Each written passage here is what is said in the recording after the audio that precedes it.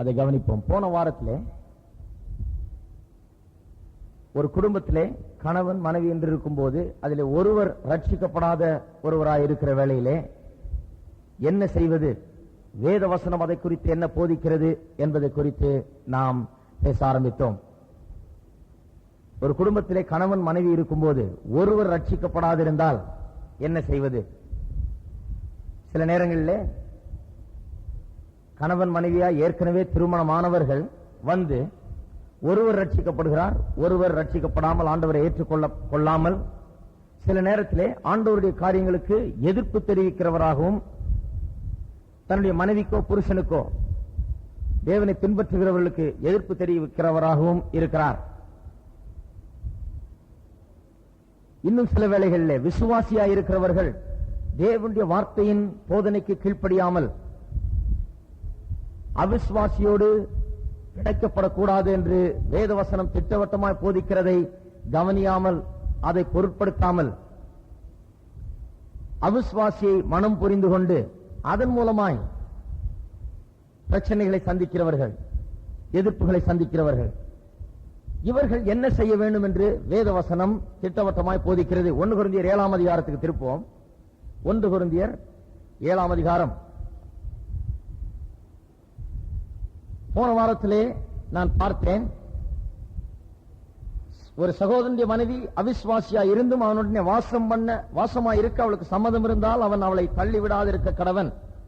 அவிசுவாசியான மனைவி உடையவன் அந்த மனைவி தான் அவிசுவாசியா இருந்தாலும் பரவாயில்லை, நான் உன்னோடு வாழ்க்கை நடத்துகிறேன், நீ கோயிலுக்கு போய் கொள்ளலாம், ஆண்டவரை ஆராதித்துக் கொள்ளலாம், இயேசுவை பின்பற்றிக் கொள்ளலாம், வேதத்தை வாசித்துக் கொள்ளலாம், ஆனால் நான் இப்படியே இருந்துவிட விரும்புகிறேன், நான் இப்பொழுது இயேசுவை ஏற்றுக்கொள்ளப் போகிறதில்லை, இருந்தாலும் கணவன் மனைவி என்று ஏற்கனவே நாம் இருக்கிறபடியினால் தொடர்ந்து அப்படியே குடும்பம் நடத்துவோம் என்று சொல்வாளானால் அவளை தள்ளிவிட வேண்டிய அவசியமில்லை, அவளோடு குடும்பம் நடத்த வேண்டும் என்று வேதவசனம் சொல்லுகிறது.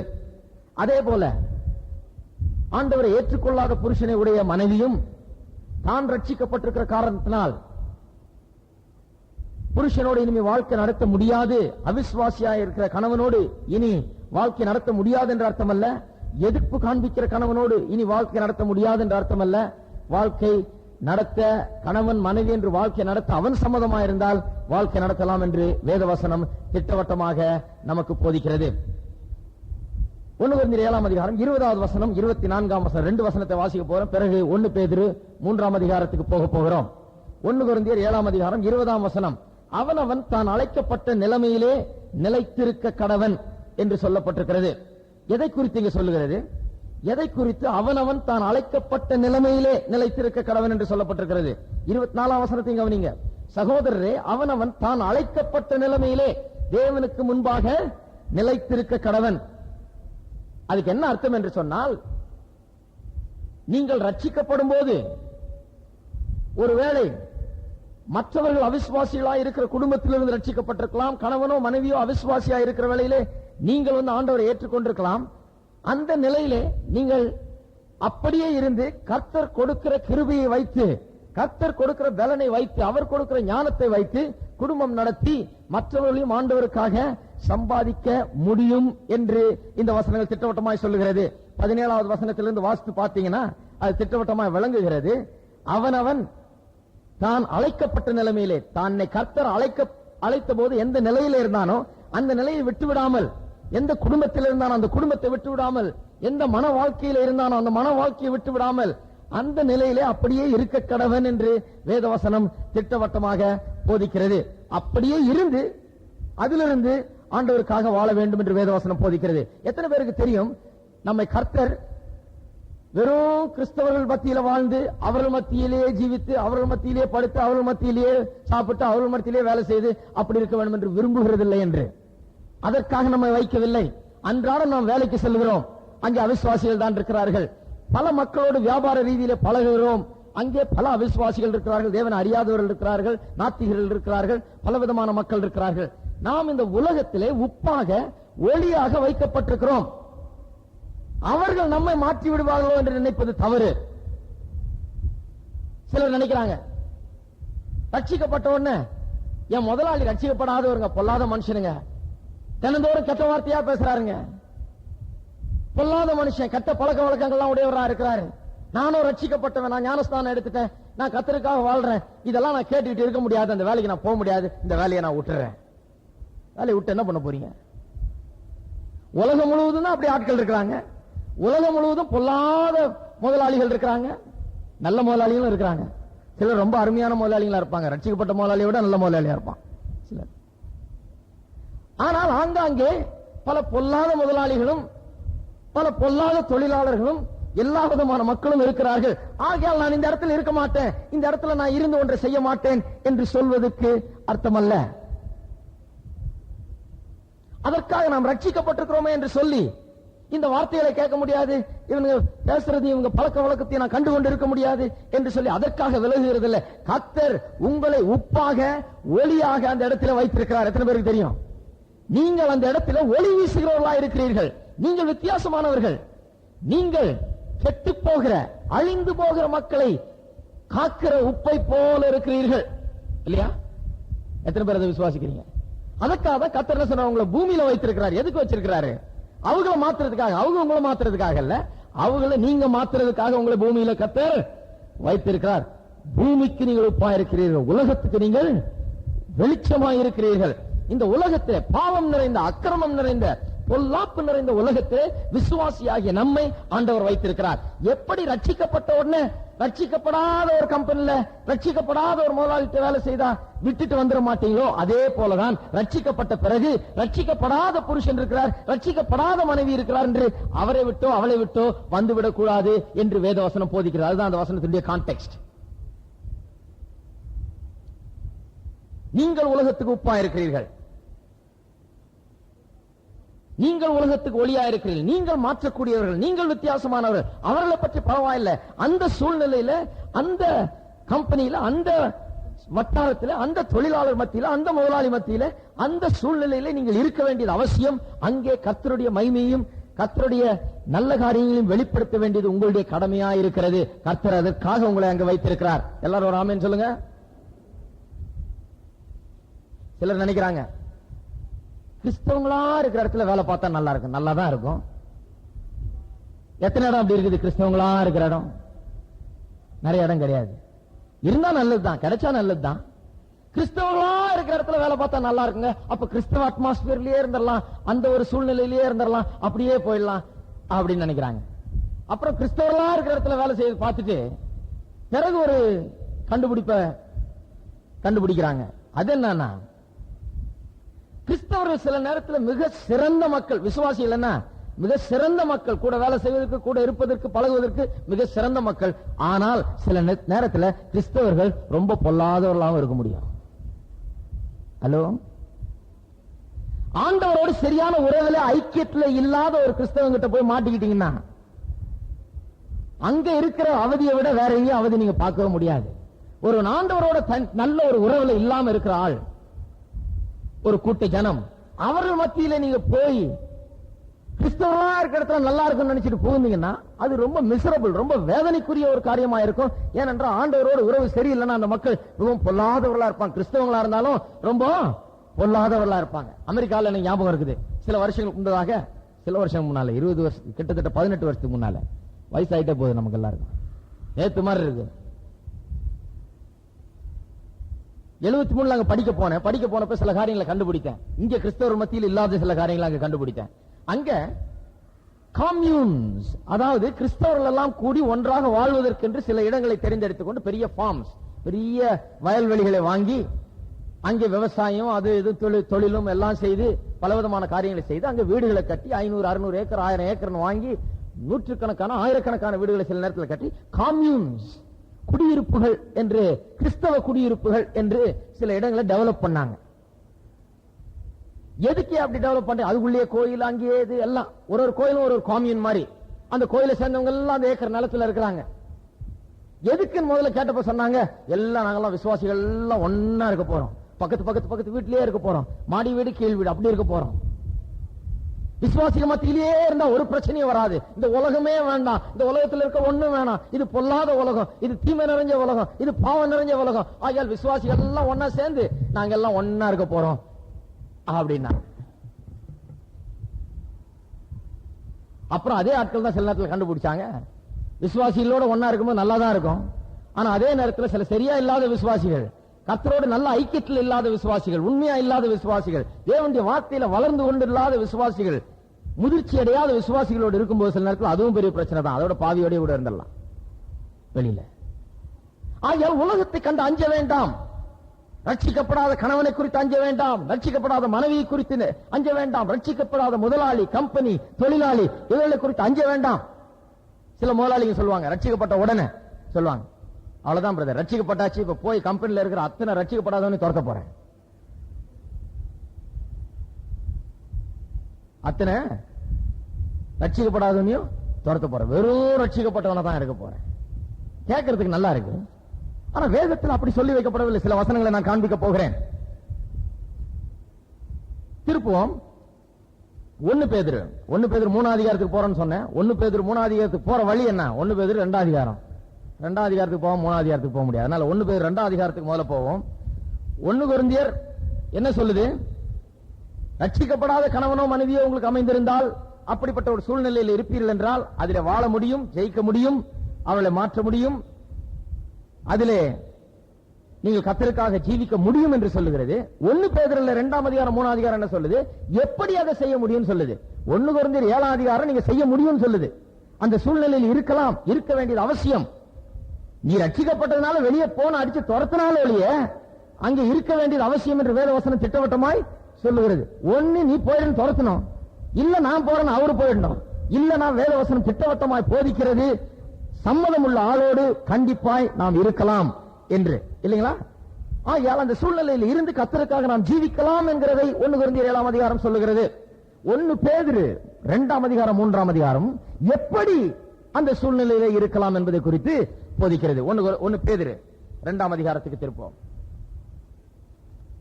மிகவும் சுவாரஸ்யமான சில காரியங்களை இன்றைக்கு நாம் பார்க்க போகிறோம்.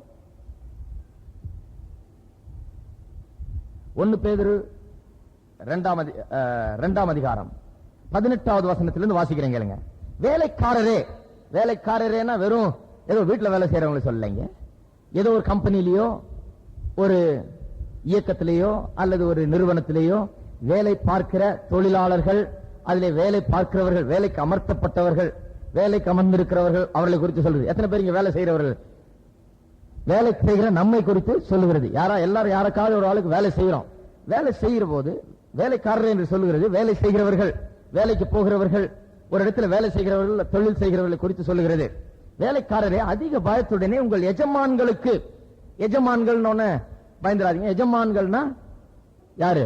உங்க முதலாளி அல்லது உங்களுக்கு மேலாக இருக்கிறவர், மேனேஜர், மேனேஜிங் டைரக்டர் அல்லது முதலாளி என்று அர்த்தம்.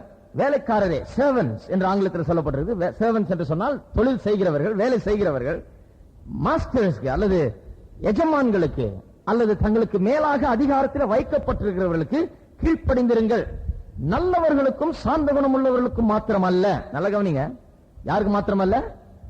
நல்ல முதலாளியா இருந்தா பரவாயில்லங்க, யாரும் கீழ்ப்படிஞ்சிருக்கலாம். இந்த முதலாளி கிட்ட யாரு அப்படின்வாங்க.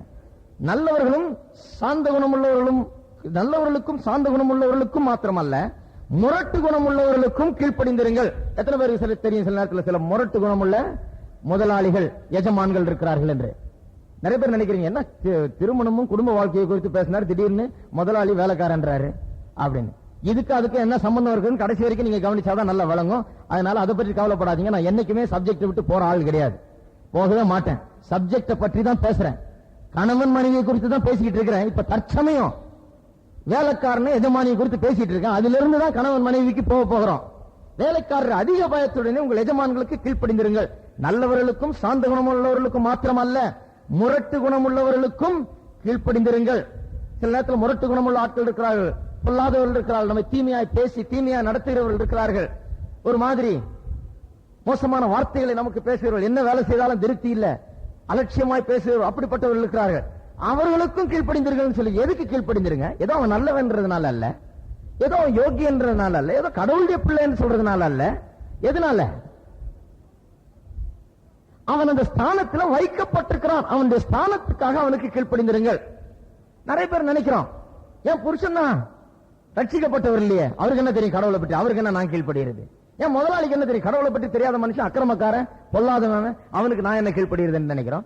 பொல்லாதவர்களும் அந்த பதவியில இருக்கிற போது, அந்த பதவியில அவர்கள் வைக்கப்பட்டிருக்கிற காரணத்தினால், அவர்களுக்கு கொடுக்கப்பட்டிருக்கிற அதிகாரத்தின் காரணத்தினால் அவர்களுக்கு நாம் கீழ்ப்படிந்திருக்க வேண்டியது அவசியம் என்று வேத வசனம் திட்டவட்டமாக போதிக்கிறது. இல்லைங்களா? முரட்டு குணமுள்ளவர்களுக்கும் கீழ்ப்படிந்திருங்கள். ஏனெனில் தேவன் மேல் பற்றுதலா இருக்கிற மனசாட்சி நிமித்தம், அதாவது ஒருவன் தேவன் மேல் அதிகமா பற்றுதலா இருக்கிறான், அதனால அவன் சில நேரத்தில் பாதிக்கப்படுகிறான் வேலை செய்கிற இடங்கள்ல. ஏனெனில் தேவன் மேல் பற்றுதலா இருக்கிற மனசாட்சி நிமித்தம் ஒருவன் அநியாயமாய் பாடுபட்டு உபத்திரவங்களை பொறுமையாய் சகித்தால் அதுவே பிரீதியாயிருக்கும். எத்தனை பேருக்கு தெரியும்? சில நேரத்தில் தேவன் மீது உங்களுக்கு இருக்கிற பக்தியின் காரணமாக, உங்களுக்கு இருக்கிற தேவனுடைய பயத்தின் காரணமாக, உங்களுக்கு உள்ளாக கர்த்தர் ஜீவிக்கிறார் என்கிற அந்த உணர்வோடு நீங்கள் வாழ்கிறீர்கள், விசுவாசியா இருக்கிறீர்கள், வேலைக்கு செல்கிறீர்கள், விசுவாசி என்கிறது அவர்களுக்கு தெரிகிறது, நீங்கள் வித்தியாசமானவர்கள் என்பது அவர்களுக்கு புரிகிறது. அதன் காரணமாக, கிறிஸ்துவின் மீது நீங்கள் வைத்திருக்கிற விசுவாசத்தின் காரணமாக சில நேரத்தில் நீங்கள் பகைக்கப்படுகிறீர்கள், பாடுபடுகிறீர்கள், தொல்லைகளையும் துன்பங்களையும் அனுபவிக்கிறீர்கள். இல்லையா? எத்தனை நேரத்தில் நடக்குது. ஏன் அனுபவிக்கிறோம்? அவன் அசிங்கமா பேசிட்டு இருப்பான், அவன் கூட சேர்ந்து நம்ம பேச முடியாது. அவன் எதையோ மேகசினை பார்த்துக்கிட்டு கலாடா பண்ணிட்டு இருப்பான், நம்ம அது கூட சேர்ந்து உட்கார்ந்து நம்மளும் கலாடா பண்ணிட்டு இருக்க முடியாது. அவன் பலவிதமான காரியங்களை பேசுவான், நாம அவனோட பேச முடியாது. அவன் பலவிதமான பழக்க வழக்கங்களை உடையவனா இருப்பான். வேலை முடிஞ்ச உடனே எல்லாம் ஒன்னா சேர்ந்து சில காரியங்களை பண்ண போவார்கள், ஆனால் நம்ம அதை செய்ய முடியாது. அந்த வித்தியாசம் கண்டிப்பா வெளிப்படுது. நாம் உப்பாகவும் வெளிச்சமாகவும் இருக்கிறோம். நாம் கிறிஸ்தவர்கள், நாம் விசுவாசிகள், ஆண்டவரை ஆழமாய் விசுவாசிக்கிறவர்கள், அவரை பின்பற்றுகிறவர்கள் என்பது எப்போதும் வெளிப்பட வேண்டும். அவருடைய பழக்க வழக்கங்களில் நம்ம ஈடுபட முடியாது, அவர்கள் செய்கிற காரியங்களை நாம் செய்ய முடியாது, பேசுகிறதை பேச முடியாது, அவர்கள் காண்கிற காரியங்களை நாம் காண முடியாது. இப்படி நாம் ஜீவிக்கிறபடினால் சில நேரத்தில் பாடுபட வேண்டியதாக இருக்குது. அப்பப்ப திரும்பி நம்மளை பார்த்து ஜோக் அடிப்பான் இல்லையா? அப்பப்ப பார்த்து வர்றாரு பாரியா இயேசுநாதர் கேட்டிருக்கீங்களா? அந்த மாதிரி வர்றாரு பாரு இயேசுநாதர். இதனால சில நேரத்தில் பாடுபடுறோம். நாம ஏதாவது ஒரு சின்ன தப்பை செய்யும் போது கூட நீ என்ன பெரிய யோகியன்ற இப்படி பண்ணிட்டேன்னுவான். நாம் பல விதத்திலே நம்முடைய விசுவாசத்திற்காக கிறிஸ்துவின் மீது நமக்கு பற்று இருக்கிறபடினால், அவரை நாம் பின்பற்றுகிறபடினால் நாம் பாடுபடுகிறோம். ஆனால் அப்படி பாடுபடுவது, அநியாயமாய் பாடுபட்டு உபத்திரவங்களை பொறுமையாய் சகித்தால் அது கர்த்தருக்கு பிரியமா இருக்கிறது. அது கர்த்தருடைய பார்வையிலே அது நல்லதாய் தெரிகிறது. கர்த்தர் உங்கள் மீது பிரியமா இருக்கிறார்.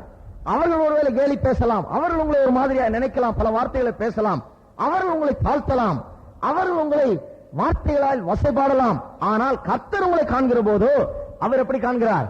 உங்களை பிரியமாய் காண்கிறார், அதை நன்மையாய் காண்கிறார். உங்கள் மீது அவருக்கு பிரியம் இருக்கிறது, அவர் அதை விரும்புகிறார் என்று இங்கு சொல்லப்பட்டிருக்கிறது. நல்ல கவனிங்க, வேலைக்காரர் எஜமானை குறித்து பேசுகிறது. நீங்கள் குற்றம் செய்து அடிக்கப்படும் போது பொறுமையோட சகித்தால் அதனால் என்ன கீர்த்தி உண்டு? நீங்கள் நன்மை செய்து பாடுபடும் போது பொறுமையோடு சகித்தால் அதுவே தேவனுக்கு முன்பாக பிரீதியாயிருக்கும். குற்றம் செய்து பாடுபடும் போது அது யாருக்கும் அதுல பிரயோஜனமே கிடையாது. ஒருத்தர் சொன்னார், வேலையில இருந்து என்ன அனுப்பிச்சிட்டாங்க,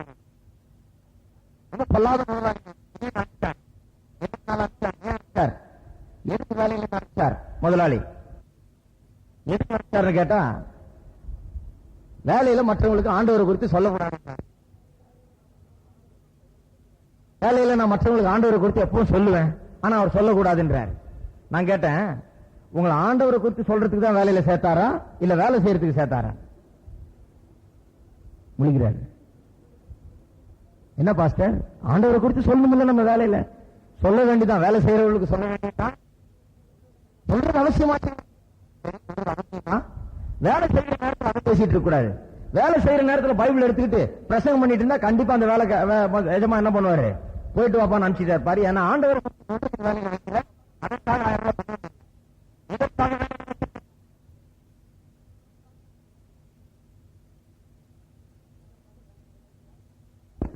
எதற்காக வேலையில வைத்திருக்கிறார்? வேலை செய்யறதுக்காக வேலையில வைத்திருக்கிறார். நல்லா கவனிங்க. சிலர் நினைக்கிறாங்க வேலையில போய் பைபிளை தூக்கிட்டு அங்க இங்க அலைஞ்சு, இத பாரு என் பைபிள், இத பாரு யோவான் 3:16 நான் வாசிக்கிறேன் பாரு, நான் உனக்கு சொல்றேன் பாருன்னு சொன்னாதான் அது சுவிசேஷம் சொல்றதுன்னு நினைக்கிறாங்க. வேத வசனம் என்ன சொல்லுகிறது? பரிசுத்த ஆவி உங்கள் மீது வரும்போது நீங்கள் பலன் அடைந்து அவருக்கு சாட்சியாய் இருப்பீர்கள். சாட்சி சொல்லுவீர்கள். சொல்ல வேண்டியதுதான். வாயை திறந்து சாட்சி சொல்ல வேண்டியதுதான். வாயை திறந்து ஆண்டவரை குறித்து மற்றவர்களுக்கு சொல்ல வேண்டியது அவசியம்தான். ஆனால் சில இடங்கள்ல சொல்ல முடியாது. வேலை செய்யற இடத்துல பைபிளை தூக்கிட்டு போய் பிரசங்கம் பண்ணிட்டு இருக்க முடியும்? கொஞ்சம் குறைச்சிருங்க. வேலை செய்யற இடத்துல பைபிளை தூக்கிட்டு போய் பிரசங்கம் பண்ணிட்டு இருக்க முடியாது. வேலை செய்யற இடத்துல என்னவா இருக்கணும்?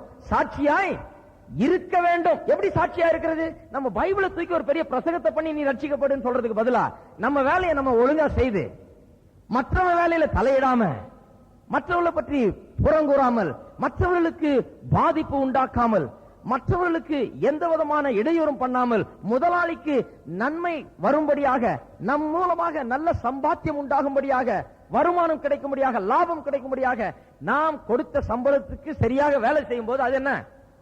சாட்சியாய் இருக்கிறோம். சாட்சி சொல்வது வேறு, சாட்சியாய் இருப்பது வேறு. பரிசுத்த ஆவி உங்களுக்குள் வரும்போது சாட்சியாய் இருப்பீர்கள் என்று சொல்லப்பட்டிருக்குது. எத்தனை பேர் சாட்சியாய் இருப்பீர்கள்?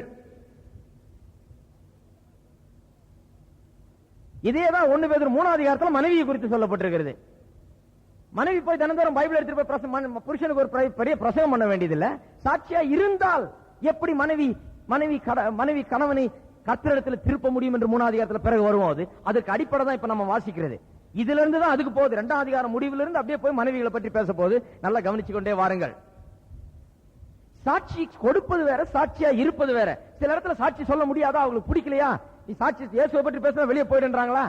சரி, சாட்சியா இருங்க. அதை யாரும் தடுக்கவே முடியாது. உங்களை வேலையை ஒழுங்கா செய்யறது, நல்ல ஒரு மனப்பான்மையோட இருப்பது, சந்தோஷமா இருப்பது, நல்ல காரியங்களை பேசுவது, ஒழுங்காக கிரமமாக உங்கள் வேலையை செய்வது, சரியா நேரத்துக்கு போவது, நேரத்துக்கு வருவது, இப்படிப்பட்ட காரியங்களை நீங்கள் சரியா செய்தா அதுவே என்ன பெரிய சாட்சி. கர்த்தருக்கு நாம் என்னவா இருக்கிறோம்? சாட்சியாய் இருக்கிறோம். கஷ்டங்கள், துன்பங்கள், இடுக்கண்கள், மற்ற பல விதமான பிரச்சனைகள் வருகிற வேளையிலே நீங்கள் எப்படி நடந்து கொள்கிறீர்கள் என்பது அவர்கள் கவனிக்கிறார்கள். அதை கவனிக்காமல் அவள் விடுவதில்லை. நல்லா ஜோக் அடிப்பான். ஏசுநாதர் வராரு பாருன்னுவான், அது என்னவா இது என்னவா. ஆனா அவனுக்கு பிரச்சனை வந்தோடனே, பிரதர் கொஞ்சம் ஜெபம் பண்ணு பிரதர். அவனுக்கு தெரியும் யார்கிட்ட போகணும் கரெக்டா. ஹலோ, யார்கிட்ட போகணும் கரெக்டா தெரியும். அவனுக்கு தெரியும் இந்த ஆளுக்குள்ள என்னமோ இருக்குது, இந்த ஆளுக்கு தேவைகள் இருக்கு, இந்த ஆளுக்கு பிரச்சனைகள் இருக்கு, இந்த ஆளு இவ்வளவு காரியங்களை சந்திக்கிறார். ஆனால் இவருடைய மனப்பான்மையே வேற, இவர் நடந்து கொள்கிற விதமே வேற, இவருக்குள்ள இருக்கிற தைரியமே வேற, இவருக்குள்ள இருக்கிற அந்த ஒரு ஆவியே வேற என்று அவனுக்கு தெரியும். சாட்சியா இருங்கள். இல்லைங்களா? வாசிப்போம். நீங்க குற்றம் செய்து அடிக்கப்படும் போது பொறுமையோட சகித்தால் அதில் என்ன கீர்த்தி உண்டு? அதுல என்ன இருக்குது? ஒண்ணுமே கிடையாது. குற்றம் செய்து அதற்காக பாடுபட்டால் அதுல ஒரு லாபமும் கிடையாது. அதுல சாட்சியா இருக்க முடியாது. நீங்கள் நன்மை செய்து பாடுபடும் போது பொறுமையோட சகித்தால் அது தேவனுக்கு முன்பாக பிரீதியாயிருக்கும். அது தேவனுக்கு முன்பாக பிரீதியாயிருக்கும். 21. இதற்காக நீங்கள் அழைக்கப்பட்டும் இருக்கிறீர்கள். இதற்காக நீங்கள் அழைக்கப்பட்டும் இருக்கிறீர்கள். இதை பார்க்கறதுக்கு முன்னால எபேசியர் திருப்புங்க ஒரு நிமிஷம். எபேசியர் 6ஆம் அதிகாரம் 5ஆம் வசனம் முதற்கொண்டு இங்கே இந்த எஜமானை குறித்தும் வேலைக்காரர்கள் குறித்தும் சொல்லப்பட்டிருக்கிறது. ஒரு தடவை அதை வாசித்து முடித்து விட்டு மறுபடியும் 1 பேதுரு 2ஆம் அதிகாரத்துக்கு போவோம். எபேசியர் 5:6. எபேசியர் 6:5ஆம் வசனம். வேலைக்காரரே, மறுபடியும் மற்ற இடத்துல தொழில் செய்கிறவர்களே, நீங்கள் கிறிஸ்துவுக்கு கீழ்ப்படிவது போல சரீரத்தின்படி உங்கள் எஜமான்களாய் இருக்கிறவர்களுக்கு பயத்தோடும் நடுக்கத்தோடும் கபடற்ற மனதோடும் கீழ்ப்படிந்து. நல்ல கவனிங்க. சரீரத்தின்படி உங்கள் எஜமான்களாய் இருக்கிறவர்களுக்கு. இவர்கள் எதன்படி உங்கள் எஜமானங்கள்? சரீரத்தின்படி. சரீரத்தின்படி என்று சொன்னால் வேலை செய்கிற அளவுக்கு. காலையில் 9 மணிக்கு போறீங்க, 5 மணிக்கு வர்றீங்க, அது வரைக்கும் அந்த உங்க முதலாளி, உங்க மேல அதிகாரம் உள்ளவர், அவர் சொல்றது நீங்க செய்ய வேண்டியதுதான். வேலை சம்பந்தப்பட்ட காரியங்களில் நீங்கள் அவருக்கு கீழ்ப்படிந்திருக்க வேண்டியது அவசியம் தான். அவர் நீ இயேசுவே நம்ம வணங்க கூடாதுன்னு அதுக்கு கீழ்ப்படிந்திருக்க வேண்டிய அவசியம் இல்ல. அவர் உங்களுக்கு என்னத்துல உங்களுக்கு எஜமானா இருக்கிறார்? உங்கள் சரீரத்தின்படி. அவர் உங்கள் உலக பிரகாரமான காரியத்தில் உங்கள் வேலையில மட்டும்தான் உங்களுக்கு அவர் எஜமான். அவருக்கு நீங்க எல்லாவற்றையும் கீழ்ப்படிய வேண்டியதில்லை. வேலை நிமித்தமாக வேலை சம்பந்தப்பட்ட காரியங்களில் நீங்கள் கீழ்ப்படிந்திருக்க வேண்டியது அவசியமா இருக்கிறது. இல்லையா? உங்கள் ஆத்மாவுக்கு ஆண்டவர் எஜமானா இருக்கிறார், அவருக்கு தான் நீங்க கீழ்ப்படியணும். இல்லைங்களா? நல்ல கவனிங்க. பயத்தோடும் நடுக்கத்தோடும் கபட மனதோடும் கீழ்ப்படிந்து. நிறைய பேர் நினைச்சுக்கிறாங்க பயத்தோடும் நடுக்கத்தோடும் சொன்னா பயந்து அப்படியே முட்டிகால்லாம் நடுங்கி ஆடுறதுதான் எஜமான்ட்ட நல்ல தொழிலாளியா இருக்கிறதுக்கு அடையாளம். கிடையவே கிடையாது. நிறைய பேர் ஆடுற மாதிரி குனிவான், கும்பிடு போடுவான், வணக்கம் சொல்றதே அப்படியே தாள குனிஞ்சு பண்ணுவான். உண்மையா உள்ளத்துல வேற இருக்கும். பயத்தோடும் நடுக்கத்தோடும் என்று சொன்னா, பயம் என்று சொல்லுகிற வார்த்தை இங்க தமிழ்ல சரியா அது வரமாட்டேன். பயம்னு சொன்னா வேற மாதிரி ஆயிடுது தமிழ்ல. ஆனா உண்மையாகவே மூல பாஷையிலிருந்து பார்க்க போனால் அதனுடைய அர்த்தம் என்ன சொன்னா, மரியாதை கொடுக்கணும். எஜமானுக்கு என்ன பண்ணணும்? மரியாதை கொடுக்க வேண்டும். அதான் பயம். நடுக்கத்தோடும் சொன்னா அப்படியே நடுங்கிறது இல்ல. நடுக்கத்தோடும் என்கிற வார்த்தை மூல பாஷையிலிருந்து ஆராய போனால் அதுக்கு என்ன அர்த்தமாம்? திறமையோடு உங்கள் முழு மனதோடு வேலையை செய்து அப்படின்ற அர்த்தம். Maximum effort is the translation. Maximum effort, உங்கள் எல்லா பலத்தோடும் அந்த எஜமானுக்காக நீங்கள் வேலை செய்ய வேண்டும் என்று சொல்லப்பட்டிருக்கிறது. அப்ப மரியாதையோடும் உங்கள் எல்லா பலத்தோடும் கபடற்ற மனதோடும் கீழ்ப்படிந்து.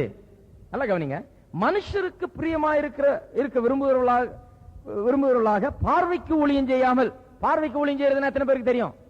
பார்வைக்கு ஊழியம் செய்யறது இருக்குது, பார்வைக்கு வேலை செய்யறது. பார்வைக்கு வேலை செய்யறதுன்னா மேனேஜர் வர்ற வரைக்கும் வேற ஏதாவது செய்துட்டு இருக்கிறது. முதலாளி வர்ற வரைக்கும். முதலாளி வந்த உடனே வந்துட்டார் உள்ள வெளியே ஆல் ரெடியா உட்கார்ந்திருப்பான், உள்ள சொல்றதுக்கு ரெடியா இருப்பான், எல்லாம் மெசேஜ் பாஸ் ஆயிடும், எல்லாம் கரெக்டா வேலை செய்யற மாதிரி இருப்பான். முதலாளி பார்க்கும்போது கரெக்டா வேலை நடக்கிற மாதிரி இருக்கும். முதலாளி பார்க்கும்போது இல்லாத போது வேலையே நடக்காது, வேற ஏதாவது நடந்துட்டு இருக்கும், வீண் பேச்சு நடந்துட்டு இருக்கும், வேற கலாட்டா நடந்துட்டு இருக்கும். பார்வைக்கு ஊழியம் செய்யாமல், வேலை செய்யாமல் கிறிஸ்துவின் ஊழியக்காரராக. நல்லா கவனிங்க, உங்களுக்கு 2 முதலாளிகள் இருக்கிறார்கள். ஹலோ, வேலை செய்யற எல்லாரும் கவனிங்க. உங்களுக்கு எத்தனை முதலாளிங்க? 2 முதலாளி. உங்க முதலாளி சரீரத்தின்படி எஜமானா இருக்கிற ஆளுக்கு நீங்க கீழ்ப்படிந்து இருக்கிறீங்க, அவர் தான் உங்க மேனேஜர், உங்க முதலாளி. ஆனா நீங்க யாருக்கு ஊழியக்காரரா இருக்கீங்க? கிறிஸ்துவுக்கு ஊழியக்காரர்களா இருக்கிறீங்க. அப்படின்னா என்ன அர்த்தம்? இங்க செய்கிற வேலை, இந்த எஜமானுக்கு கீழாக உங்களுக்கு கொடுக்கப்பட்டிருக்கிற வேலையை நீங்கள் செய்யும் போது கிறிஸ்துவுக்கே நீங்கள் ஊழியக்காரர்களா இருக்கிறீர்கள். அவர்தான் உங்களுக்கு உண்மையான எஜமான். கேட்க போனா அவருக்கு முன்பாக நீங்க செய்றீங்க. எத்தனை பேருக்கு தெரியும் கிறிஸ்து என்கிற அந்த எஜமான் ஒருபோதும் இடத்தை விட்டு போறதே இல்லை, பார்த்துக்கிட்டே தான் இருக்கிறாரு. செய்றீங்களா செய்யலையான்னு? ஹலோ, இதுக்கெல்லாம் ஒன்னும் ஆமேனே காணும், எல்லாம் அமைதியா இருக்கிறீங்க. கிறிஸ்து எஜமானா இருக்கிறார். அந்த கிறிஸ்து என்கிற எஜமான், உங்க எஜமான் ஒருவேளை சரீரத்தின்படி உள்ள எஜமான் ஒருவேளை வெளியே போயிடலாம், கொஞ்ச நேரம் காபி சாப்பிடுறதுக்கு, இல்ல வீட்டுக்கு போய் தூங்கிடலாம். ஆனா இந்த கிறிஸ்து என்கிற எஜமான் ஒரு நாள் உங்களை விட்டு போகிறதே கிடையாது. அங்கேயே நின்றுட்டு இருக்கிறார், அங்கேயே அவர் பார்த்துக்கிட்டே இருக்கிறார் என்ன பண்ணிட்டு இருக்கிறீங்கன்னு. வேலை செய்யாத நேரத்தை கழிக்கிறதையும் பார்க்கிறாரு, உங்களுடைய எஜமானுடைய நேரத்தை நீங்கள் கொள்ளையாடுகிறதையும் பார்க்கிறாரு, அலட்சியமா இருக்கிறதை காண்கிறார். அநேக விசுவாசிகளுக்கு கிறிஸ்து தங்களுக்கு எஜமானா இருக்கிறார் என்கிறது அவர் உணர்கிறது இல்ல, காண்கிற எஜமானதான் அதை பற்றி தான் உணர்றாங்க, அதை தான் பார்க்கிறாங்க. கிறிஸ்து எஜமானா இருக்கிறார் என்று உணர்ந்தால் கண்டிப்பா அவர்கள் சாட்சியா இருப்பார்கள், நல்லபடியாக வேலையை செய்வார்கள். கிறிஸ்துவின் ஊழியக்காரராக. சிலர் சொல்லுவாங்க, இந்த ஆள்கிட்ட என்ன வேலை செய்தாலும் சரிங்க, இத்தனை வருஷமா வேலை சம்பளமே சரியா தர்றதில்லை, சம்பளம் கொடுக்க மாட்டார், சம்பளம் போட்டு தரவும் மாட்டார், இன்னும் கொஞ்சம் ஜாஸ்தியா அதிகமாக்கவும் மாட்டார். ஒன்னு சொல்றேன், அதிகமாக்காமலே போட்டோம். அந்த உங்களுக்கு யார் எஜமான்? கிறிஸ்து உங்களுக்கு எஜமான். இந்த எஜமான் சரியா பண்ணலனா அந்த எஜமான் பார்த்துக்கிட்டே இருக்கிறார். இந்த எஜமான் சரியா பண்ணணும்னு சொல்லியிருக்கார் பைபிள் வேதத்தில், அதையும் சொல்லியிருக்கு, எஜமானுக்கும் சொல்லியிருக்கு. அதுக்கு வர்றோம் பின்னாடி. இந்த எஜமான் சரியா செய்யணும். இவன் சரியா செய்யலனா அங்க பார்த்து கொண்டிருக்கிற எஜமான் உங்கள் பக்கம் நியாயம் இருந்தால், நீங்கள் உங்கள் வேலையை சரியாய் செய்து வந்தால், நீங்கள் கவனமா இருப்பீர்கள் என்றால், நீங்கள் உண்மையா இருந்தீர்கள், உங்க எஜமான் என்ன பண்ண போறார்? உங்களை ஒரே தூக்க போறார். சில நேரத்தில் அந்த எஜமானுக்கு மேலேயே தூக்கி விட்டுருவார். அந்த எஜமானுக்கு மேலேயே தூக்கி வச்சிருவார். ஏன்னா அவர் தான் பலன் அளிக்கிறவர். சம்பளத்தை இந்த முதலாளி கிட்ட இருந்து வாங்குறதுனால இந்த முதலாளி மேலேயே கண்ணை வச்சிடறோம் நம்ம சில நேரத்தில். உண்மையாகவே அந்த முதலாளி தான் நமக்கு பலன் அளிக்கிறவர். அவர் தான் வாழ்க்கையில உயர்வையும் ஆசீர்வாதத்தையும் கட்டளையிடுகிறவர். ஆகையால் மனுஷருக்காக ஒருபோதும் நான் செய்யக்கூடாது. எதற்காக செய்யணும்? கர்த்தருக்காக செய்யணும். கர்த்தருக்கு ஊழியம் செய்வது போல் நினைத்து நாம் செய்ய வேண்டும். அவர் நமக்கு பலன் அளிக்கிறவராய் இருக்கிறார். கிறிஸ்துவின் ஊழியக்காரராய் மனப்பூர்வமாய் தேவனுடைய சித்தத்தின்படி செய்யுங்கள்.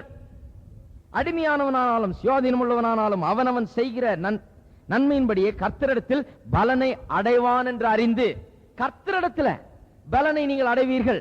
கர்த்தரிடத்திலிருந்து உங்களுக்கு வருமானம் கூட கூட்டி தரப்படும். கர்த்தர் உங்களுக்கு அதிகமாய் செய்வார். கர்த்தர் உங்களுக்கு இதை விட இன்னும் நல்ல வேலை தருவார். கர்த்தர் உங்களை உயர்த்துவார். வாழ்க்கையிலே கர்த்தர் உங்களுக்கு நன்மை செய்வார் என்கிற அந்த ஒரு உணர்வு ஒவ்வொரு விசுவாசியுடைய வாழ்க்கையிலையும் இருக்க வேண்டும். ஹலோ, இது காமன் இல்லைங்களா?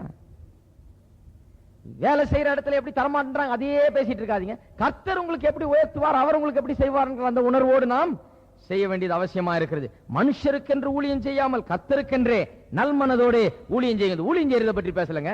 ஊழியம் நம்ம என்ன நினைச்சோம், பைபிளை தூக்கி போய் ஊழியம் செய்யறதுன்னு கிடையாது. கான்டெக்ஸ்ட வாசித்து பாருங்க.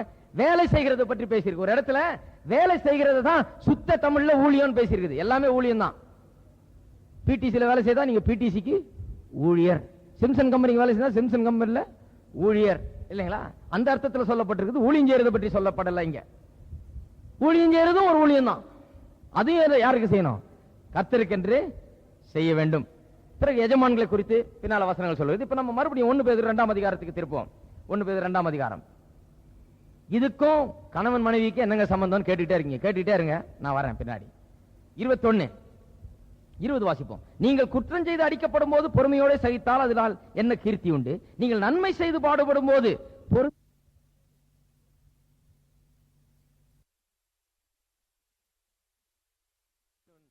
புத்தகத்தில் அடிப்படையில் வாசிக்கிறேன்.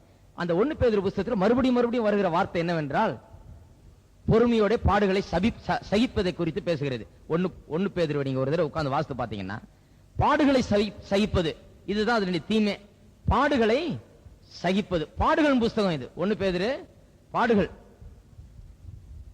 ஆகையால் எல்லா புஸ்தகம் என்ன சொல்லிடுது?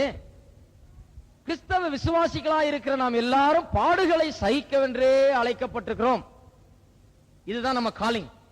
என்ன நம்ம காலிங்? அழைப்பு என்ன? பாடுகளை சகிப்பதற்கென்றே அழைக்கப்பட்டிருக்கிறோம். ஆகையால் என்ன சொல்றாங்க? எல்லா பாடையும் சொல்றாங்க.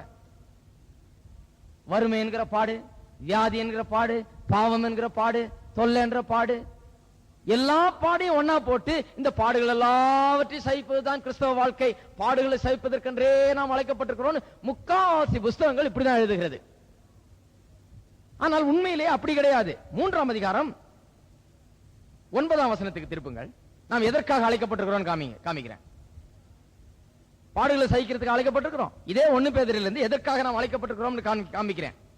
தீமைக்கு தீமையும் உதாசனத்துக்கு உதாசனத்தையும் சரிகட்டாமல் அதற்கு பதிலாக நீங்கள் ஆசீர்வாதத்தை சுதந்திரித்துக் கொள்ளும்படி அழைக்கப்பட்டவர்கள் என்று அறிந்து ஆசீர்வதியுங்கள். எதற்காக அழைக்கப்பட்டிருக்கிறீங்க? ஆசீர்வாதத்தை சுதந்திரித்துக் கொள்ளும்படியா அழைக்கப்பட்டிருக்கிறீங்க. பாடுகளை சகிச்சுக்கிட்டு பாடுகளிலேயே இருக்கும்படியா அழைக்கப்படவில்லை. ஆசீர்வாதத்தை சுதந்திரிக்கும்படியா அழைக்கப்பட்டிருக்கிறீர்கள். சொல்லுங்க, ஆசீர்வாதத்தை சுதந்திரிக்கும்படியா அழைக்கப்பட்டிருக்கிறோம். அதுதான் நம்முடைய அழைப்பு. ஆனால் பாடுகளின் மத்தியில் இருந்து அழைக்கப்பட்டிருக்கிறோம். அதுதான் அர்த்தம். எங்க இருந்து அழைக்கப்பட்டிருக்கிறோம்? பாடுகள் மத்தியில் இருந்து ஆசீர்வாதத்தை சுதந்திரித்துக் கொள்ளும்படியாக அழைக்கப்பட்டிருக்கிறோம். உலகத்தில் பாடுகள் இருக்குது பாருங்க. கணவன் ரட்சிக்கப்படல, மனைவி ரட்சிக்கப்படல, இல்ல பலவிதமான வேலையில இருக்கிற பிரச்சனைகள், மற்ற பிரச்சனைகள், இவைகள்லாம் பாடுகள் தான். கிறிஸ்துவுக்காக, கிறிஸ்துவின் மீது நமக்கு இருக்கிற விசுவாசிகள், கிறிஸ்துவின் மீது நமக்கு இருக்கிற பற்றினால் விசுவாசிகள் பாடுபட வேண்டியது அது பாடுதான். அந்த பாடு குறித்து தான் இங்க சொல்லப்பட்டிருக்கிறத ஒழிய மற்றெல்லா பாடுகளை குறித்தும் அல்ல. வியாதி என்கிற பாடை ஆண்டவர் இயேசு தம் மீது சுமந்து தீர்த்தார். பாவம் என்கிற அந்த பாடை தேவன் தம் மீது சுமந்து தீர்த்தார். வறுமை என்கிற அந்த பாடை நாம் அனுபவிப்பதற்காக அழைக்கப்படவில்லை. எத்தனை பேருக்கு தெரியாது? வறுமையை அனுபவிக்கிறதுக்காக அழைக்கப்பட்டிருக்கிறோமா? நாம கிடையாது. ஏனென்றால் வறுமையை சிலுவையில சுமந்து தீர்த்தார். ஆகையால் அதை அனுபவிக்கும்படியா நாம் அழைக்கப்படவில்லை. வியாதியை அனுபவித்து அதிலே பாடுபட்டு கொண்டு அதிலே இருக்கும்படியா அழைக்கப்பட்டிருக்கிறோமா? கிடையாது. அதை இயேசு சுமந்து தீர்த்தார். அவர் சுமந்து தீர்த்ததை நாம போய் சுமக்க வேண்டிய அவசியம் கிடையாது. ஏற்கனவே சுமந்து தீர்த்தாகிவிட்டது. பாவத்தை சுமக்கணுமா? அது ஒரு பாடா? கிடையாது. அது இயேசு சுமந்து தீர்த்தார். அதை சுமக்க வேண்டிய அவசியம் கிடையாது. நாம் சுமக்க வேண்டிய பாடு என்ன? கிறிஸ்துவின் மீது நமக்கு இருக்கிற விசுவாசத்தால், பற்றின் காரணமாக, அவர் மீது நமக்கு இருக்கிற அன்பு, அதன் காரணமாக நாம் இந்த உலகத்திலே சில நேரத்தில் பாடுபட வேண்டியது அவசியமா இருக்கிறது. ஒரு பிரசங்கியார் என்ன சந்திச்சார். இப்ப கரூர்ல மீட்டிங் போயிருந்தப்ப சந்திச்சார். அவர் என்ன மாதிரியே போதிக்கிறவர். அவர் சொன்னார், ஒரு மீட்டிங்ல உட்கார்ந்துட்டு இருந்தாராம். உட்கார்ந்துட்டு இருக்கும்போது ஒரு பிரசங்கியார் பிரசங்கம் பண்ணிட்டு இருந்தார். பிரசங்கம் பண்ணிட்டு இருக்கும்போது இப்படி எல்லா கிறிஸ்தவங்களும் எல்லா பாடுகளையும் சகிக்க வேணும், எல்லா பாடுகளும் கூட உடைய சென்று அவைகளெல்லாம் சகிச்சு இப்படியே வாழ்ந்துட்டு இருக்கணும். இதுலதான் நம்முடைய அழைப்பு. இதுக்காகவே நாம் அழைக்கப்பட்டிருக்கிறோம். பாடுகள்லாம் நமக்கு தான், பாடுகள்லாம் வாங்கிக்கணும், அதையெல்லாம் சுமந்துக்கணும், அதையெல்லாம் சகிச்சுக்கணும் பேசிட்டு இருந்தாராம். உடனே பக்கத்துல இருந்து ஒரு பிரசங்கியார், இவர் என்ன மாதிரி கொஞ்சம் பாசிட்டிவா பேசுறாருன்னு தெரிஞ்ச உடனே கொஞ்சம் இப்படி நோண்டி, கேட்டீங்களா பாடுகளை சகிக்கணும், இவரே சொல்லிட்டார், கேட்டீங்களா அப்படின்னாராம். அப்ப இவர் சொன்னாராம், இவர் நல்ல சபையை வச்சிருக்கிற ஒரு நல்ல பாஸ்டர். இவர் திரும்பி சொன்னாராம், ஐயா உங்க சபையில தான் மக்கள் பாடுபடுறாங்கன்னு நினைச்சிட்டு இருக்கீங்க, பாடுகளை சகிக்கிறாங்கன்னு நினைச்சிட்டு இருக்கீங்க. எங்க சபையில இந்துக்கள் மத்தியிலிருந்தும் கத்தோலிக்க குடும்ப மத்தியிலிருந்தும் மற்ற குடும்பங்கள் மத்தியிலிருந்தும் இயேசுவை அறியாத குடும்பங்களிலிருந்து இயேசுவை ஏற்றுக்கொண்டு அடி உதப்பட்டு அவதிக்குள்ளாகி பல இன்னல்களையும் பல துன்பங்களையும் பல கஷ்டங்களையும் அனுபவித்து வசைபாடுகளை தினந்தோறும் ஏற்றுக்கொண்டு பாடுகளை சகிக்கிற எத்தனையோ பேர் எங்க சபையில இருக்கிறாங்க. அந்த பாட குறித்து தான் சொல்லியிருக்கீங்க. மற்ற பாட இல்ல. எந்த பாட? எந்த பாடு? இயேசுவுக்காக, இயேசுவின் மீது நமக்கு இருக்கிற பற்று, அன்பு, விசுவாசம், அவரை பின்பற்றுகிறோமே, அதன் காரணமாக நமக்கு ஏற்படுகிற பாடுகளை குறித்து தான் இங்கு சொல்லப்பட்டிருக்கிறது. அந்த பாடுகளை நாம் சகிக்க வேண்டும். மற்ற பாடுகளை குறித்து சொல்லவில்லை. நல்ல கவனிங்க. 21ஆம் வசனம். இதற்காக நீங்கள் அழைக்கப்பட்டிருக்கிறீர்கள். எதற்காக? இயேசுவின் நிமித்தம் வரும் பாடுகளை சகிக்கும்படியாக, அவர் மீது விசுவாசம் வைக்கிறதுனால் வரும் பாடுகளை சகிக்கும்படியாக நீங்கள் அழைக்கப்பட்டிருக்கிறீர்கள். மற்ற பாடுகள் எல்லாம் சகிக்கிறதுக்காக அல்ல. அந்த பாடுகள் எல்லாம் ஜபத்தினாலும் விசுவாசத்தினாலும் மேற்கொள்ள வேண்டும் இல்லைங்களா? இந்த பாடுகளை நாம் சகிக்க வேண்டும். இதற்காக நீங்கள் அழைக்கப்பட்டும் இருக்கிறீர்கள். ஏனெனில் கிறிஸ்துவும் உங்களுக்காக பாடுபட்டு நீங்கள் தம்முடைய அடிச்சுவடுகளை தொடர்ந்து வரும்படி உங்களுக்கு மாதிரியை பின்வைத்து போனார். என்ன மாதிரியை பின்வைத்து போனார்? கிறிஸ்து எதற்காக நமக்காக பாடுபட்டார்? எப்படி பாடுபட்டார்? என்ன மாதிரியை நமக்காக பின்வைத்து போனார்? வாசிங்க. அவர் பாவம் செய்யவில்லை. அவருடைய வாயினாலே வஞ்சனை காணப்படவும் இல்லை. அவர் வையப்படும் போது பதில் வையாமலும், பாடுபடும் போது பயமுறுத்தாமலும் நியாயமாய் தீர்ப்பு செய்கிறவருக்கு தம்மை ஒப்புவித்தார். எந்த மாதிரியை பின்பற்றணும்? ஏசு சிலுவை சுமந்துட்டு போனாரு, நீங்களும் ஒரு பெரிய சிலுவை சுமந்துட்டு போணுமா? ஏசு ரத்தம் சிந்தினார்னு உடனே நாம ரத்தம் சிந்தணுமா? ஏசு அடிக்கப்பட்டாருன்னு சரி நாம அடிக்கப்பட்டு உயிரை விடணும், அப்படி கிடையாது. அந்த பாடுகள் இல்ல. இங்க எந்த பாடு சொல்லப்பட்டிருக்கிறது? அவர் பாவம் செய்யவில்லை, வாயில வஞ்சனையும் பேசவில்லை, வையப்பட்டார், மோசமாக பேசப்பட்டார், அவரை கிரிட்டிசைஸ் பண்ணார்கள், மோசமாக பேசினார்கள், தரக்குறைவாக பேசினார்கள், அவரை இழிவாய் பேசினார்கள், வையப்பட்டார், பதிலுக்கு வையாமல் விட்டுவிட்டார் இல்லைங்களா? பாடுபடும் போது பயமுறுத்தாமல், துன்புறுத்தப்படும் போது பயமுறுத்தவில்லை. தேவதூதர்களை கொண்டாந்து உன்னை எப்படி பண்ணிடும் அப்படி பண்ணிடும் சொல்லியிருக்கலாம். பயமுறுத்தவில்லை. நியாயமாய் தீர்ப்பு செய்கிறவருக்கு தம்மை ஒப்புவித்தார். எத்தனை பேருக்கு தெரியும் ஜனங்கள் உங்களை மோசமாய் பேசி இழிவாய் பேசி கிறிஸ்துவின் மீது உங்களுக்கு இருக்கிற அந்த பக்தியினால், அன்பினால், பற்றினால் உங்களை பகைத்து உங்களை அதிகமாய் பேசி வையப்படுகிறவர்களாக இருப்பீர்கள் என்றால் உங்களுக்கு எத்தனை பேருக்கு தெரியும் நியாயமாய் தீர்ப்பு செய்கிறவர் கர்த்தர் இல்லைங்களா? நாம் என்ன பண்ணாத திருப்பி போய் அவனை உதைக்கிறதுக்கு போக கூடாது. சில நேரத்தில் சிலர் பேசுறத பார்த்தா உதைக்கலாமா இருக்குது. உதைக்கு தகுந்த பேச்சுன்னு பேசுறாங்க சிலர். உதைக்கலாமா தான் இருக்குது, ஆனா உதைக்க போறது கிடையாது. ஏன்? இப்ப ஒரு வேற வழியை தெரிந்து கொண்டோம். இப்படிப்பட்ட பாடுகளை நாம் அனுபவித்து தான் ஆக வேணும். நான் அனுபவிச்சுட்டே இருக்கிறேன், ஆரம்பத்துல இருந்து இப்போ வரைக்கும் அனுபவிச்சுட்டே இருக்கேன், தீரவே மாட்டேங்குது. இந்த பாடு வந்துகிட்டே தான் இருக்குது. நியாயமாய் தீர்ப்பு செய்கிறவரிடத்துல ஒப்பு கொடுத்துறோம். நம்ம என்ன பண்றோம்? ஆண்டவர் நியாயமாய் தீர்ப்பு செய்கிறவர், அவருக்கு தெரியும் யார் ரைட்டு யார் தப்புன்னு. நான் தப்பா இல்ல அவன் தப்பான்னு தெரியும். பேசுகிறவன் தப்பா இல்ல பேசப்படுகிறவன் தப்பான்னு ஆண்டவருக்கு தெரியும். நியாயமாய் தீர்ப்பு செய்கிறவர் அவருடைய கையில நாம் என்ன பண்ண வேண்டும்? ஒப்பு கொடுக்க வேண்டும். கிறிஸ்துவுக்காக நீங்கள் பாடுபடும் போது பட்டிரார் பயமுறுத்தவில்லை, நீ பாவம் செய்யவில்லை, வஞ்சனை உம்முடைய நாவிலே காணப்படவும் இல்லை, நான் அப்படியே நடந்து கொள்றேன் ஆண்டவரே, நீர் எப்படி நடந்து கொண்டீரோ அதன்படி நானும் நடந்து கொள்கிறேன். கிறிஸ்துவ நிமித்தமாக நான் பாடுபடும் போது கண்டிப்பாக அதை நான் சகிக்க ஆயத்தமுள்ளவராயிருக்கிறேன் இல்லைங்களா? அததான் இங்க வேத வசனம் பேசுது. அந்த விதமான பாடுகளை எனக்கு தெரியும். இந்த சபையிலையும் அநேகர் அந்த பாடுகளை அனுபவிக்கிறீங்க. கிறிஸ்துவ நிமித்தமாக இயேசுவை நினைத்து பாருங்கள். ஒரு பாவம் செய்யாதவர் வஞ்சனை அவருடைய நாவிலே கிடையாது. வையப்பட்டார், பேசப்பட்டார். உங்களை தீவிரமா பேசுறாங்க, உங்களை தீமையா பேசுறாங்க, மோசமா பேசுறாங்கன்னு சொல்லி நொந்து போய் அழுது கொண்டிருக்க வேண்டாம். இயேசு உங்களுக்கு முன்மாதிரியா இருக்கிறார். அவரை நினைத்து பாருங்கள், அவரை பின்பற்றுங்கள், பொறுமையாய் சகித்துக் கொண்டிருங்கள், ஆண்டவரிடத்தில் அதை ஒப்படையுங்கள், ஆண்டவரிடத்திலே சென்று அவரிடத்தில் ஆறுதல் அடையுங்கள், அவர் மூலமாய் பலப்படுங்கள், ஒன்றை பற்றியும் கவலைப்படாதிருங்கள், ஆண்டவரிடத்திலே இந்த காரியங்களை ஒப்பு கொடுங்கள். ஆமென். என்னங்க இன்னும் திருமணமும் குடும்ப வாழ்க்கையும் பற்றி பேசவே இல்லையே? வேற ஏதோ எஜமானும் வேலைக்காரன் வந்தீங்க, கடைசியில பாடுன்னு வந்துட்டீங்க. சரி, இன்னும் கொஞ்சம் வெயிட் பண்ணுவோம். சொல்றேன் நான். 24 நாம் பாவங்களுக்கு செத்து நீதிக்கு பிழைத்திருக்கும்படி அவர் தாமே நமது சரீரத்தில் நம்முடைய பாவங்களை சிலுவையின் மேல் சுமந்தார். நாம் என்ன பாவங்களுக்கு செத்து இருக்கிறோம். அவங்க கிரிட்டிசைஸ் பண்ணலாம், வையலாம், பேசலாம், தீமையா எண்ணலாம், பேசலாம், தீமையான காரியங்களை நமக்கு எதிராக செய்யலாம். ஆனால் கிறிஸ்துவனுடைய மாதிரியை நாம் பின்பற்றுகிற வேளையில நாம் என்னவா இருக்கிறோம்? பாவத்துக்கு செத்து இருக்கிறோம். அவர்கள் என்ன கிரிட்டிசைஸ் பண்ணாலும், அவர்கள் என்ன பேசினாலும் அதுக்கெல்லாம் செத்தவன் ஆயாச்சு. ஹலோ, வாழ்க்கையில சில நேரத்தில் அப்படிதான் இருக்க வேண்டியது. மற்றவர்களுடைய பேச்சுக்கும் வசைபாடுகளுக்கும் செத்தவர்களா நாம இருக்கணும். முக்கியமா ஊழியத்தில் இருக்கணும்னா ரொம்ப அப்படி இருக்கணும். மரக்கட்ட மாதிரி ஆயிடணும். சூடு சொரணியே இருக்கக்கூடாது. அவன் பாட்டு திட்டுறவன் திட்டிகிட்டே இருப்பான், பேசுறவன் பேசிட்டே இருப்பான். நம்ம பாட்டு வாங்கி கட்டிட்டே போயிட்டே இருக்க வேண்டியதுதான்.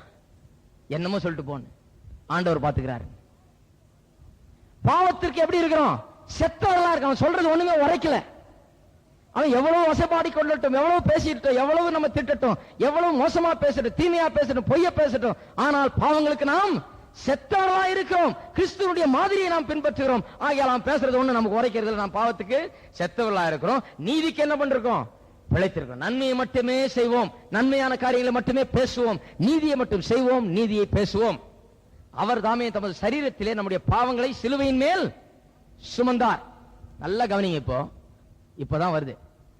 அவருடைய தழும்புகளால், எல்லாரும் சொல்லுங்க பாப்போம், அவருடைய தழும்புகளால். எப்படி அது திடீர்னு அங்க வந்தது? சரீர சுகத்தை பற்றி அவ்வளவு நேரம் பேசி இந்த வசனங்கள், இந்த கான்டெக்ஸ்ட். இதற்கு முன்னால கிட்டத்தட்ட 7-8 வசனங்களை வாசிட்டு வந்திருக்கிறோம். நம்ம 7 வசனங்களை வாசிட்டு வந்திருக்கிறோம்.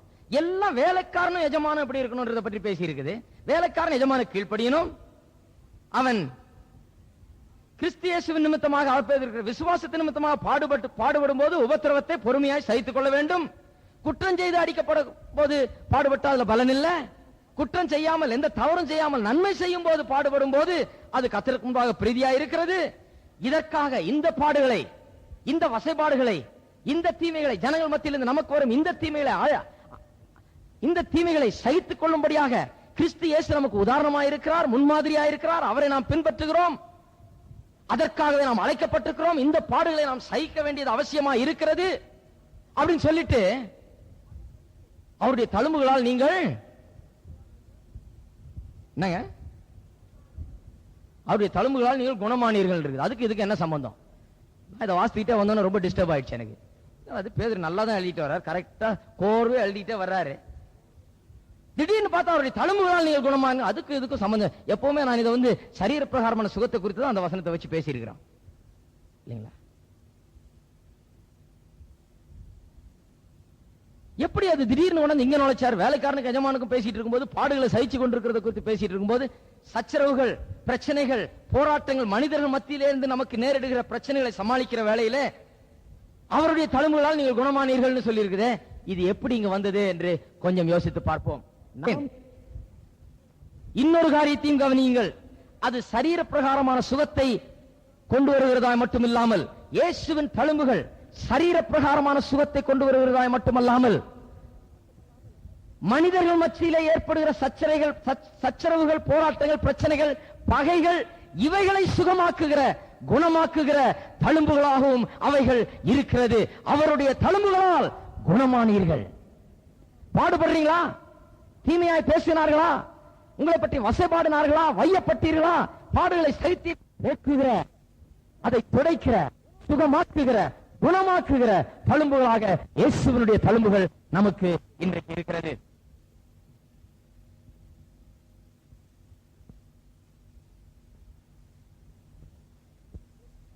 அது பிணி போக்கு நல் மருந்து என்று பாடுகிறோம். சரீரத்தில் இருக்கிற பிணிகளை மட்டும் இல்ல, எந்த பிணிகளை போக்குறது? சச்சரவு, பிரச்சனைகள் ஏற்படுகிற வேலையில, மனஸ்தாபங்கள் ஏற்படுகிற வேலையில, மற்றவர்கள் நம்ம பற்றி தீமையா பேசி வேதனை உண்டாக்குகிற வேலையில அங்கிருந்து காமிக்க. அப்ப இன்னும் நல்லா வேலை. 25ஆம் அதிகாரம் 1ஆம் வசனம். மனிதருக்குள்ளே வழக்குண்டாய். என்ன உண்டாய்?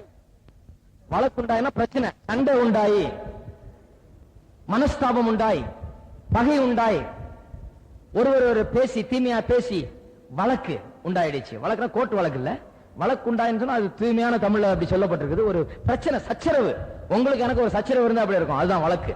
வழக்குண்டாய் அவர்கள் நியாயம் விசாரிக்கப்பட நியாயஸ்தலத்திலே வந்தால், பஞ்சாயத்துக்கு முன்னால வந்தா நியாயம் விசாரிக்கும்படியாக வந்தால், நியாயாதிபதிகள் நீதிமானை நீதிமான் என்று குற்றவாளியை குற்றவாளி என்றும் தீர்க்க கடவர்கள். குற்றவாளி அடிகளுக்கு பாத்திரவானானால் நீதிபதி அவனை கீழே கிடக்க பண்ணி அவன் குற்றத்துக்கு தக்கதாய் தனக்கு முன்பாக கணக்கின்படி அவனை அடிப்பிக்க கடவன். அவனை 40 அடி வரைக்கும் அடிக்கலாம். நல்லா கவனிங்க, இயேசு கல்வாரி சிலுவையில் நமக்காக பாடுபட்ட வேளையிலே அவ்வளவு அடியை ஏற்றுக்கொண்டு முழுமையாக நமக்கு பாட அனுபவித்தார். நமக்காக அவர் என்ன பண்ணார்? முழுமையாக பாட அனுபவித்தார். எத்தனை அடி மேக்சிமம்? 40 அடி தான் மேக்சிமம். 40 அடிக்கு மேல அடிக்க வேணாம்னு சொல்லி இருக்குது. 40 அடி தான் மேக்சிமம் அடி. அவ்வளவு மேக்சிமம் அடியையும் கர்த்தர் வாங்கி நமக்காக சிலுவையிலே நம்முடைய பாடுகளை இயேசு சகித்தார். நமக்காக அவர் பாடுபட்டார். இங்க குற்றம் செய்தவனை அடிக்க சொல்லியிருக்கு, மேக்சிமம் 40 அடி அடிக்க சொல்லியிருக்கு. நான் சொன்ன இயேசு நமக்காக அப்படியே பாடுபட்டார் என்று ஒரு காரியத்தை இங்க சொல்ல விரும்புகிறேன். இங்க அடி எதுக்கு உபயோகப்படுத்தப்படுகிறது? வழக்கிலே ஒருவருக்கொருவர் உண்டாகிற சச்சரவு, பகை, இவற்றை தீர்த்து வைக்கும்படியாக, அதிலே நியாயம் விசாரித்து அவர்களிடத்திலே சமாதானத்தை உண்டு பண்ணும்படி, நியாயத்தை செய்யும்படியாக அடி அங்கே கொடுக்கப்படுகிறது. அடி எதற்கு கொடுக்கப்படுகிறது? இங்க பிணிய போக்குறதுக்காக அல்ல. இந்த தழும்புகள் எதுக்காக அல்ல? சரீரத்தில் உள்ள வியாதியை போக்குறதுக்காக அல்ல. கேன்சரையோ டிவியோ அல்லது தலைவலியோ வயிற்று வலியோ போக்குறதுக்காக அல்ல. இந்த அடிகள் எதற்காக கொடுக்கப்பட்ட அடிகள்? ஒருவனுக்கும் இன்னொருக்கும் உண்டாயிருக்கிற வழக்கு, சச்சரவு, பிரச்சனை, சண்டை, இவற்றை தீர்த்து வைக்கும்படியாக, அதிலே சமாதானம் ஏற்படும்படியாக, நியாயம் செய்யப்படும்படியாக கொடுக்கப்படுகிற அந்த அடிகள் அவைகள். ஏசாயா 53 திருப்போம். அப்படியே இதை பார்த்துட்டு முடிச்சோம். ஏசாயா 53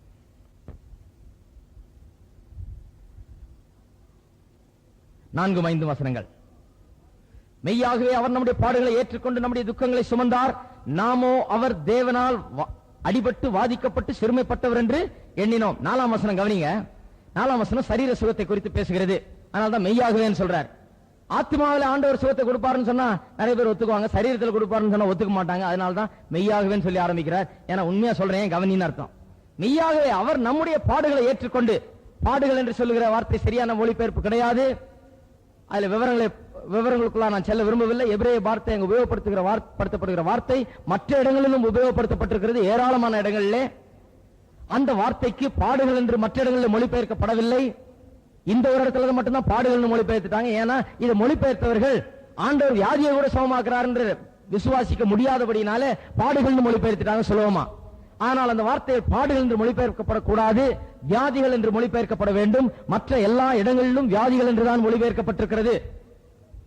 மெய்யாகவே அவர் நம்முடைய வியாதிகளை ஏற்றுக்கொண்டு நம்முடைய துக்கங்களை என்கிற வார்த்தையை மாற்றி அமைத்திருக்கிறார்கள். ஏனென்றால் இயேசு எப்படி வியாதியை சுமந்தாரா என்று சந்தேகப்பட்டவர்கள் மொழிபெயர்ப்பாளர்கள் இந்த துக்கங்கள் வர்ற இடங்கள்ல அதே எபிரேய வார்த்தை மற்ற இடங்கள் எல்லாம் வேதனைகள் என்று மொழிபெயர்க்கப்பட்டிருக்கிறது. எத்தனையோ இடங்கள்ல வேதத்துல.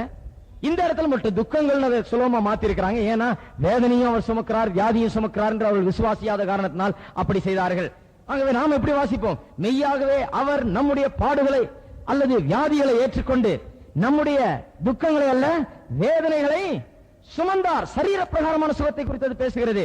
நாமோ அவர் தேவனால் அடிக்கப்பட்டு வாதிக்கப்பட்டு சிறுமைப்பட்டவர் என்று எண்ணினோம். உண்மையாகவே நமக்காக அவர் அடிக்கப்பட்டார். நம்முடைய சரீர சுகத்துக்காக அந்த தழும்புகள் நம்மை சுகமாக்குகிற தழும்புகளாக நமக்காக அடிபட்டு நமக்கு சமாதானம் எப்படி வருகிறது? நாம் பாடுபட்டு வேதனைப்படுகிற வேளையிலே, அக்கிரமக்காரர்கள் மத்தியிலே, நமக்கு தீமையாக செய்கிறவர் மத்தியிலே பாடுபட்டு வேதனைப்படுகிற வேளையிலே நமக்கு சமாதானம் எப்படி உண்டாகிறது? நம்முடைய சமாதானத்தை உண்டு பண்ணும் ஆக்கினை அவர் மீது வந்தது.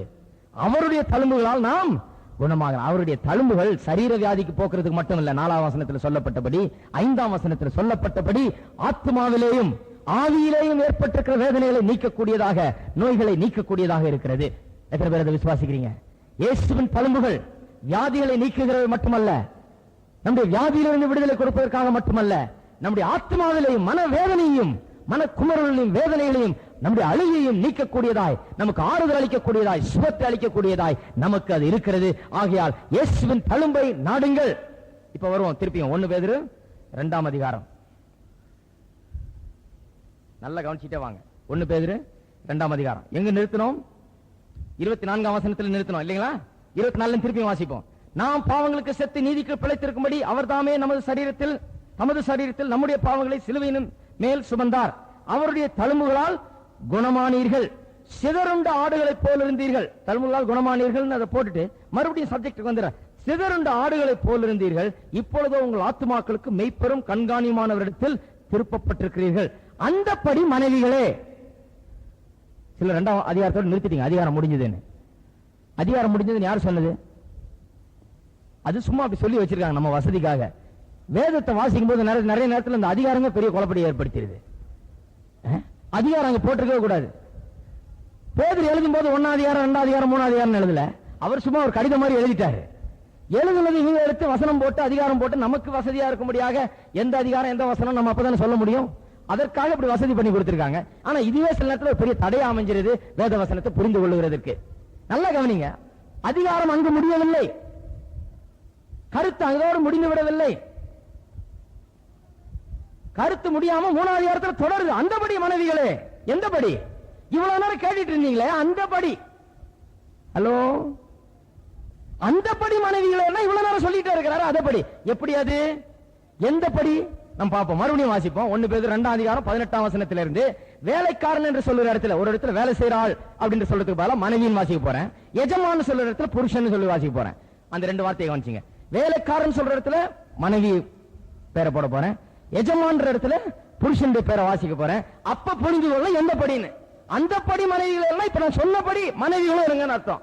வேலைக்காரர் எஜமானத்தில் எப்படி இருக்கிறானோ, வேலைக்காரன் எஜமானத்தில் எப்படி சில நேரத்தில் நன்மை செய்து பாடுபட வேண்டியதா இருக்கிறதோ, வேலைக்காரன் எப்படி சகித்துக் கொள்ள வேண்டியதா இருக்கிறதோ, அப்படி அந்தபடியே அந்த அர்த்தத்தில் தான் சொல்லி இருக்குது. ஒரு தடவை வாஸ்தவ விளங்கிடும். மனைவிகளே 18ஆம் வசனம். 1 பேதுரு 2ஆம் அதிகாரம் 18ஆம் வசனம். மனைவிகளே அதிக பயத்துடனே உங்கள் புருஷர்களுக்கு கீழ்ப்படிந்திருங்கள். பயத்துடனே மரியாதையுடனே, பயந்து நடுங்க வேண்டியதில்லை, மரியாதையுடனே உங்கள் புருஷருக்கு கீழ்ப்படிந்திருங்கள்.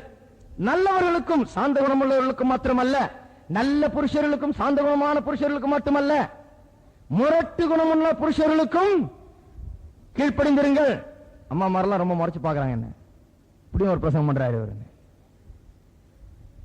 ஏனெனில் தேவன் மேல் பற்றுதலாயிருக்கிற மனசாட்சி நிமித்தம் ஒரு மனைவி அநியாயமாய் பாடுபட்டு உபத்திரவங்களை பொறுமையாய் சகித்தால் அதுவே பிரீதியாயிருக்கும்.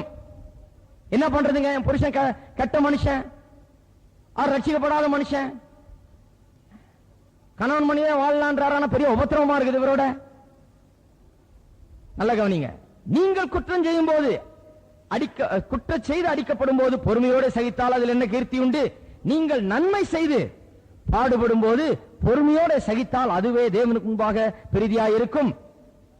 இப்படி பாடுபடுவதற்காகவே நீங்கள் அழைக்கப்பட்டும் இருக்கிறீர்கள் அப்படின்னு சொன்னா, ரட்சிக்கப்படும் போது அந்த நிலையில இருந்தீங்க, ரட்சிக்கப்பட்டீங்க, நீங்க விசுவாசி ஆயிட்டீங்க, அவங்க ரட்சிக்கப்படல, பரவாயில்ல, இந்த பாடுகளை சகித்துக் கொள்ளுங்கள், பொறுமையாய் சகித்துக் கொள்ளுங்கள்.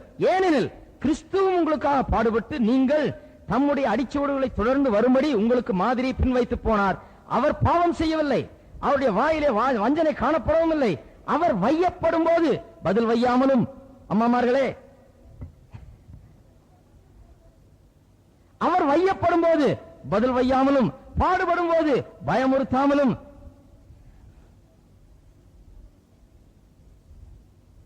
கரூர்ல மீட்டிங் போனது என்ன ஞாபகம் இருக்கு எனக்கு. வீட்டில் நின்றுட்டு இருக்கிற ஒரு அம்மா பிசாசு பிடிச்சு ஆடிச்சு.